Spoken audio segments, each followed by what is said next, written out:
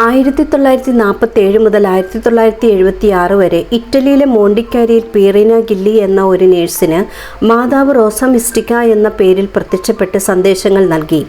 ആദ്യ ദർശനത്തിൽ മാതാവ് ഹൃദയത്തിൽ 3 വാളുകളാൽ മുറിവേറ്റ നിലയിലാണ് കാണപ്പെട്ടത്. വൈദികരെയും സന്യാസ സമൂഹത്തെയും കുറിച്ചാണ് ഈ വാളുകൾ സൂചിപ്പിക്കുന്നതെന്ന് അമ്മ വ്യക്തമാക്കി. ഇവരുടെ പാപപരിഹാരത്തിനായി പ്രാർത്ഥിക്കണമെന്ന് ഗില്ലിയോട് അമ്മ പറഞ്ഞു. രണ്ടാമത്തെ ദർശനത്തിൽ അമ്മ വെള്ള വസ്ത്രങ്ങൾ അണിഞ്ഞ് നെഞ്ചിൽ 3 റോസാപ്പൂക്കളുമായിട്ടാണ് അവൾക്ക് പ്രത്യക്ഷപ്പെട്ടത്.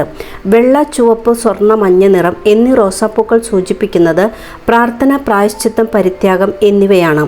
കൂടാതെ വെള്ള റോസ് മറിയം ദൈവപിതാവിൻ്റെ ഏറ്റവും പരിശുദ്ധയായ പുത്രിയാണ് എന്നതും, ചുവന്ന റോസ് മറിയം ദൈവപുത്രൻ്റെ മാതാവും, മഞ്ഞ നിറമുള്ള റോസ് താൻ പരിശുദ്ധാത്മാവിൻ്റെ മണവാട്ടിയാണെന്നും വ്യക്തമാക്കി. അന്ന് റോസ മിസ്റ്റിക്ക മാതാവ് ഗില്ലിയെ പുതിയ 2 പ്രാർത്ഥനകൾ പഠിപ്പിച്ചു.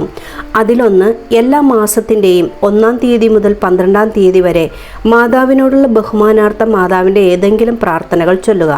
ഉദാഹരണത്തിന്, എത്രയും ദയുള്ള മാതാവേ, പരിശുദ്ധരാജ്ഞി, രക്തക്കണ്ണുനീർ ജപമാല ഇതിലേതെങ്കിലും ചൊല്ലുക. അങ്ങനെ 13-ാം തീയതി റോസ മിസ്റ്റിക്ക മാതാവിൻ്റെ തിരുനാളായി കൊണ്ടാടുക. അന്ന് കുറച്ച് പ്രാർത്ഥനകൾ കൂടുതൽ ചൊല്ലണം. പരിശുദ്ധ അമ്മ ഉറപ്പിച്ചു പറയുന്നു, ഈ ദിവസം 13-ാം തീയതി ഞാൻ സമർത്ഥമായ അതിസ്വാഭാവികമായ അനുഗ്രഹങ്ങൾ വർഷിക്കും. കാരണം 13 എന്ന നമ്പർ പിശാചുക്കളെ വിറപ്പിക്കുന്ന നമ്പറാണ്. 12 അപ്പോസ്തലന്മാരും പരിശുദ്ധ അമ്മയും അതാണ് ഈ നമ്പർ സൂചിപ്പിക്കുന്നത്. എല്ലാവർക്കും റോസ മിസ്റ്റിക്ക മാതാവിൻ്റെ തിരുനാൾ മംഗളങ്ങൾ. ആമേൻ.